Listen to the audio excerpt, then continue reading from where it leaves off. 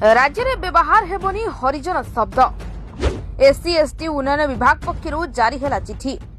जाति प्रमाण पत्र भी रहिबो नहीं हरिजन शब्द। समस्त अधिकारी और कर्मचारी को सतर्क करने को निर्देश। एणिकी आउ व्यवहार हेबनी हरिजन शब्द। सरकारी प्रतिष्ठान शिक्षानुष्ठान एवं सरकारी जोगाजोगरू एही शब्द को हटा दिबो।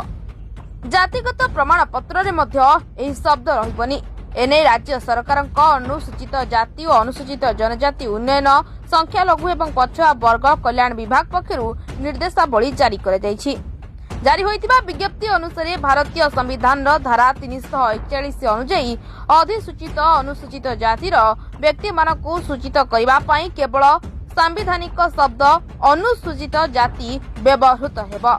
एही क्रमे हरिजन बदल रे अनुसूचित जाति व्यवहार करने को निर्देश दिया जाइछि। रेकर्ड पत्र रे अनुसूचित जाति उल्लेख पाई मध्य निर्देश रही। समस्त सरकारी कार्यालय रे एही निर्देश कड़ाकड़ी पालन हेबो। तेबे हरिजन शब्द को नहीं राज्यर विभिन्न स्थान रे पूर्वरु विवाद हेउथिबा नजर रही।